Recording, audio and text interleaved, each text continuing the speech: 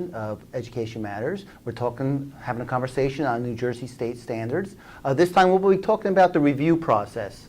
With me is Kimberley and Harrington. Kimberley is the Chief Academic Officer and the Assistant Commissioner for the New Jersey Department of Ed. Welcome, Kimberley. Thanks, Ray. Thanks for having me. As you reviewed the Common Core state standards to look at them, you had 4 principles. Let's go through those one at a time so we know what was behind your assessment of the standards. Sure. The first was consistency. What does that mean?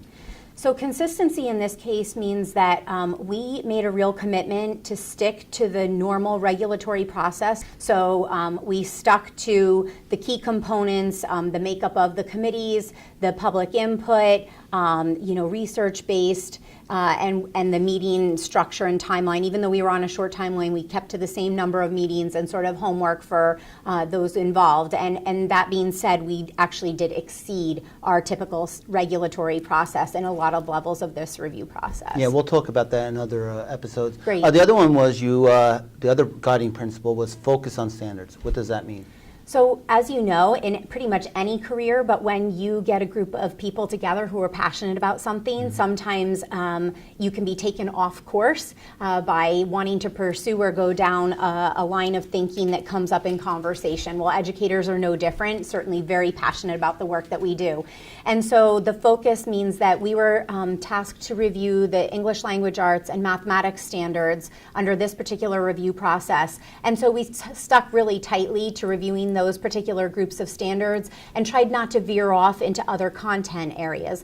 That being said, there were times where that was an exception because if, for example, we needed to talk about science and or social studies or health and physical education or visual and performing arts in relationship to the English language arts standards and how those play out for our students in grades 6 to 12, then sometimes we brought those conversations together. But we stayed focused around the standards that we were reviewing in English language arts and mathematics. I like the next principle because I know when it was first announced that you're going to review the standards, I think people were not in a panic, but they were afraid everything was going to change.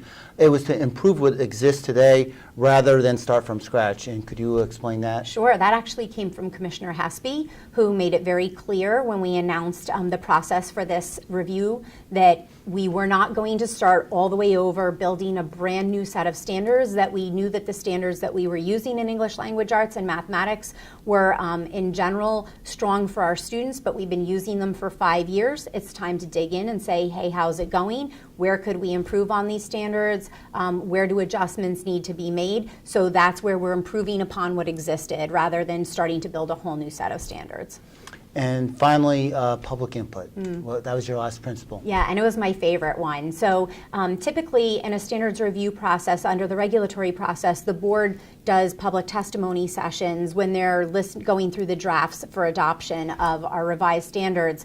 In this case, however, we added in additional times for the public to share. We had an online survey which allowed people to comment on as many or as few of the standards as they wanted by grade level or by subject area, and anyone could participate. We had public hearings in the north, center, and south of the state to be able to hear from anyone in the community who wanted to share with us either their concerns or their support for the standards and then their revisions. And then lastly, we held focus groups that allowed for a deeper dive with, we particularly were looking for school board members, higher ed, parents, and business and industry to take a deeper dive into what it would mean to revise standards. Are there particular things they're hearing from their constituencies that we should be addressing?